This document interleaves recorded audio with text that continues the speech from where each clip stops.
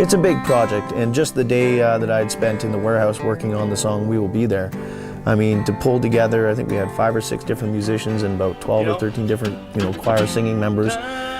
It was an intense, I'd say 17 hours that day, yeah. The outlaw country sound of Eric Peterson. It's been a long time gone. Just one of many featured in a musical mix, diverse in sound, but united in purpose.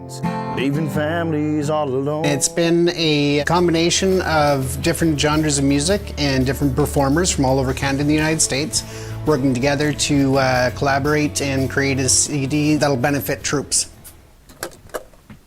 Eric co-wrote and performed the cover track, We Will Be There. It's a song that basically says, after the fighting's through and after all the trials and tribulations and after everything that you go through, when our armed forces come home, we're going to be here and we're going to be here to support them. Both his grandparents served in World War II, but the need to pay respect applies to both past and present. These are hard times, so anything that we can do to really, bring that little bit of home, that little bit of love, that little bit of happiness and support goes a long way. Eric grew up in rural Ontario where simplicity and family values formed the bedrock of life in a small town. Very typical Canadian kid, playing hockey and playing guitar and doing whatever I can. And probably around the age of 16, 17, I ended up getting the travel bug and started wandering. I basically hitchhiked and traveled across Canada from east to west and down to the States. We'll be there. During this time, his musical identity took shape. The sound of the traditional sounds of country music along the lines of like bluegrass or some of the earlier artists like Willie Nelson, Merle Haggard, Waylon Jennings, Johnny Cash, of course.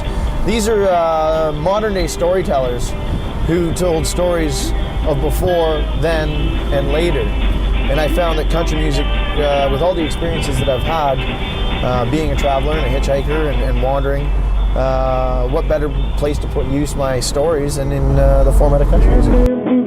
And what better way to lift military spirits, something he's done numerous times with the band The Turnpike Bandits. I couldn't have picked a better group of people to be able to perform for and spend the day with. They took us out on a day trip on HMCS Calgary. They totally took care of us. They were the most receptive crowd I've ever had the opportunity to play for because they knew that we were coming out to try and share that little bit of love. Is there a connection between the type of music you produce as an artist and this cause? With being a country artist, country music is predominantly evolves around family life, hard working, the real side of life, and I think that you can't find any realer than being out there in on the field and being in battle or being overseas. His music may tell stories, but it also serves another purpose. Concentrate on trying to spread love, and the one thing we have, our vessel that we have, is music. I mean, for myself. I mean, if I can sing a song and, brighten the day of somebody whose life is a lot harder than mine, I'm doing my job right. In Burnaby, I'm Peter Kim for The Express.